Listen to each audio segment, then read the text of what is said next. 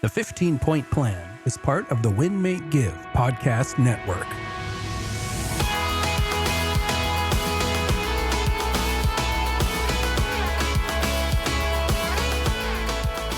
Welcome to the 15-Point Plan. Chad Hyams sitting here across from Jillene Snell. Nothing exciting for you, Jillene, today.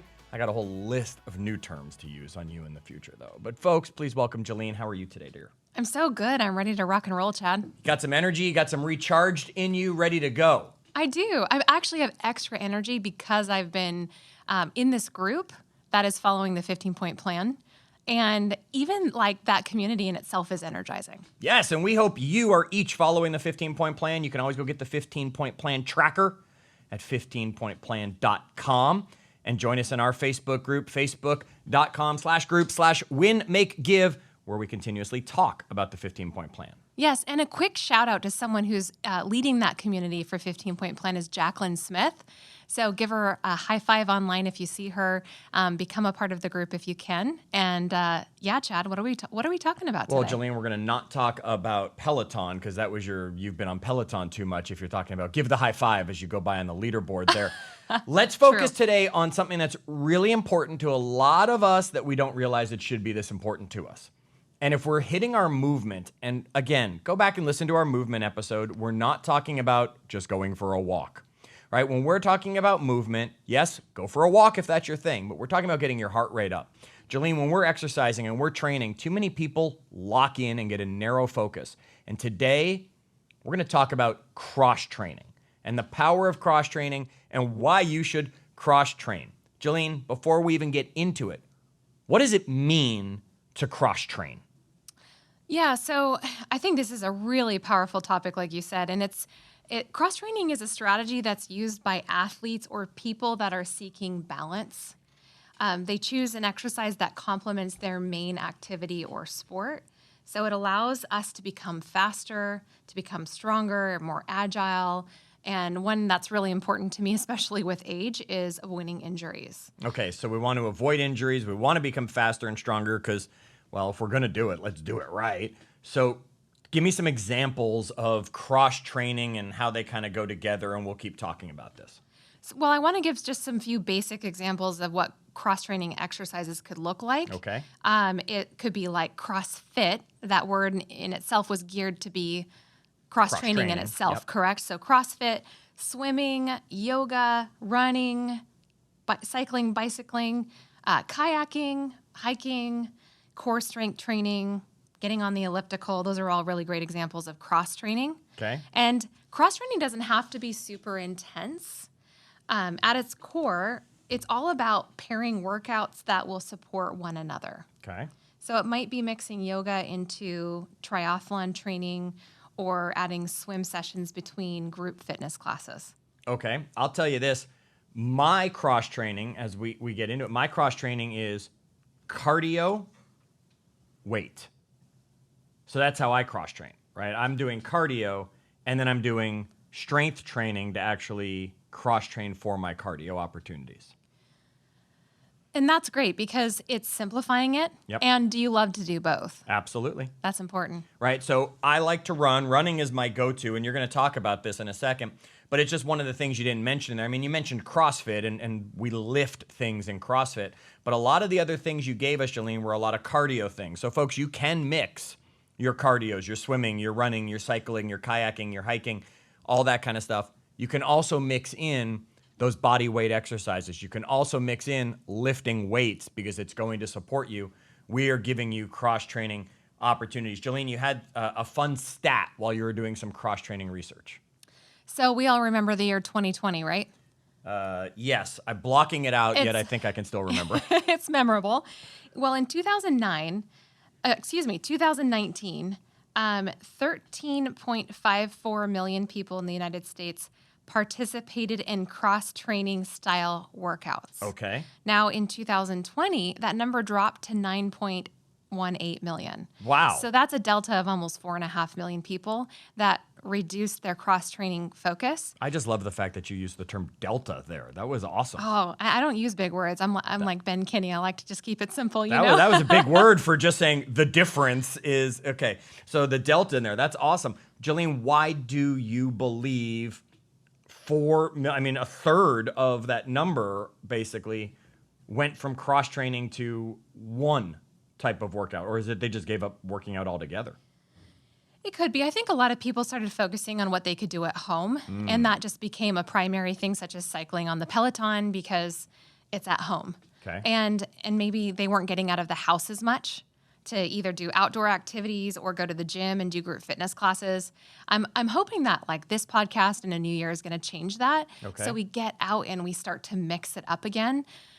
For me, cross training is super important because I get bored incredibly easy. And when I get bored, I don't do something. I have to, of course, push my way through that and break through ceilings in certain areas of my life. Yep. But with exercise, I don't feel like I have to. Okay. I don't feel like I have to sacrifice the excitement of the cross-training exercises. So we'll talk a little bit more about that. I wanted to just touch briefly on what cross-training could look like for runners. Okay. So the benefit for runners, why'd you pick runners? Let's just start there. Why'd you pick runners? Well, right now we have a big group training for Ragnar, So you were being selfish as you were putting this together and said, "Oh, this is cross training for you." Yeah. Okay, but folks, what we know is most of you out there, running is one everybody can do. It is. You don't need equipment to go run. So if you're going to have an exercise, running, it's free. Put on some shoes, get out the door. Bad Yep. weather, you want to buy equipment, great, get a treadmill. But anybody can run, so don't say, "Well, I can't do that kind of exercising." There's not a whole lot of excuses or reasons that can prevent you from running. The reality of it is people go hard too fast. Yes. And then they create injuries because running is a high impact sport. So if you were to supplement and have a complementary exercise like biking, for instance, then it puts a different emphasis on muscle groups like your glutes, your calves, your quads, your hips. Okay. So not only do you build up your minor muscles that might get neglected on your runs, but you train key muscles in new challenging ways. Okay. So a lot of people's thoughts, well, cycling, running, it's the same thing, but really they're completely different. One you're saying is high impact. Cycling, on the other hand, is going to be very low impact, but it's going to work on different parts of the same muscles that we're using and need for running. Exactly. And Okay. and one of the most important muscle groups, especially for having running as your primary exercise, would be training your glutes and your shoulders and targeting them as powerhouse muscles that are used in running. So our glutes are going to help us tackle those hills, which we have a lot around here in the Pacific Northwest. Absolutely. And it prevents fatigue on the run. So I remember, because I taught weightlifting classes for 10 years, that I was training for a half marathon. And I've never considered myself a runner, ironically. Now I've had to change that self-talk. Yep. And now it's part of my identity. But back then, I was thinking this is like insane that I'm doing this. I've never thought of myself as a good runner. But when I had that weightlifting in there as the cross-training exercise, I went out and rocked the half marathon. I remember I ran the Lululemon in 2 hours, which some of Fantastic. you might laugh at me on the podcast if you're faster than that. But for me, that was a big deal. And a lot of that was because of the cross-training with weightlifting. Yeah, I'll tell you, Jillene, before you get on to the next piece, same thing I found. I've been running a lot through COVID while we've been locked down. Running's an easy one for me. Of course, spinning, being on a cycle that doesn't go anywhere, that's called spinning, right, has been a good one for me. It wasn't until recently that I actually brought the weight training back into it that I've noticed my pace change.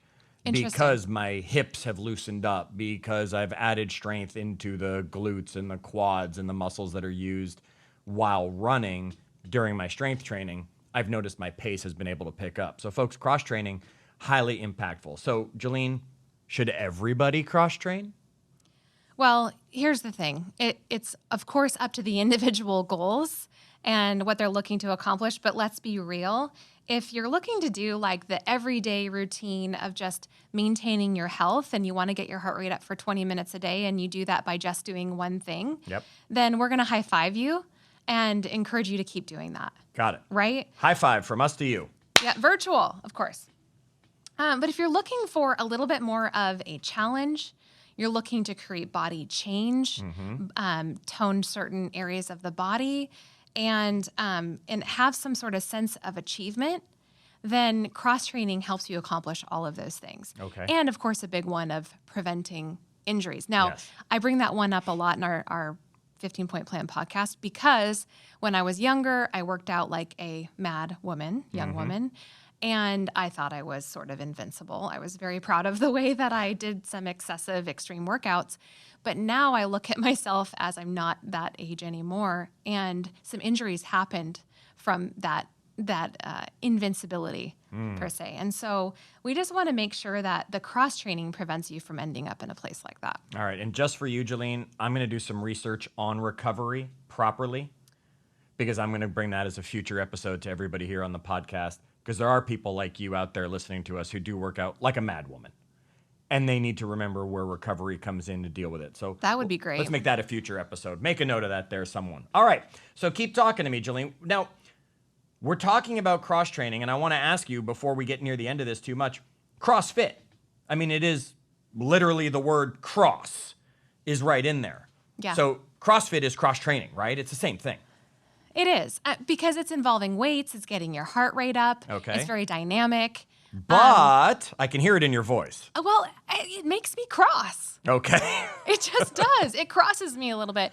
Only because I've had a lot of friends go to CrossFit, Yep. and then they come back with injuries. They're limping around the office or their house, and sometimes they're even proud of it, Sure. right? Yep. And I love watching like the Instagram shots of everyone at CrossFit doing their thing. I know like Karen Smythe, a friend of ours, she does CrossFit, and she's amazing. Like she's created this body change, and I love seeing people do that, but I also know a lot of people can't hold back from making sure you take it one step at a time and not try to be like the guy in the back Right. that's doing the huge clean. Lifting 300 pounds easy without thinking about it, and you walk in at a 30-pound and push yourself and hurt yourself. Right. All right, so be careful with cross-training. All right, so Jillene, let's wrap this up. Let's bring it up. They understand what cross-training is. How do they do it on top of all the things you've kind of already told us? How do they safely do it, I guess, would be a better question for you. Yeah, I love the emphasis on that, the safely part. You know, we want to pick a couple activities at a time to alternate between. So we don't want to do like weightlifting, soul cycle, yoga, Pilates, bar, all in 1 week. Instead, we want to pick a main activity that is our anchor. And I would argue to say that pick something as your anchor that you really enjoy. That's the most important part, because the best cross-training is the types of exercises that you're actually going to do. Okay. And pick that anchor that you're really going to master. So if you're picking running as your anchor, then do it 3 to 5 times a week. Okay. And then mix in complementary workouts, which is that cross-training, maybe the other 2 days a week. Okay. So what I'm hearing from you is it's not pick 5 different things and do one each day. It's pick one thing that I'm going to do 3 to 5 times a week. And then on the alternating days, depending how many days I work out, I'm going to pick one other thing, preferably. So I'm adding in the weights on that day off, or I'm rowing, or I'm cycling, or I'm Pilates, or a bar class, or yoga. But that the running is going to be, in your example, that consistent anchor that's happening 3 or 5 times a week. Absolutely. And here's an example from fitness experts is that, like, if you're really sore from running, or maybe you kind of stepped on your foot wrong, or you have some sort of injury, then focus on your upper body. Focus on your core and focus on your biceps, your triceps, your shoulders. There's so many other things you can do on the day where you feel like maybe you've hit a little bit too hard on the lower half of your body, and that in itself is cross-training. Yep.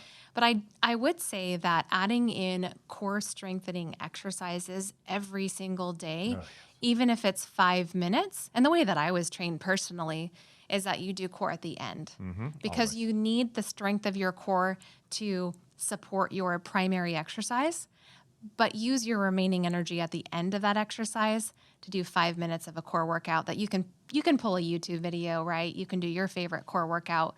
It's just about making sure you strengthen your core every day. So I'd say that's one you can do every day. Okay. So Jillene, give us your final thoughts on cross-training as you did some research, you looked into this, wrap this one up for everybody.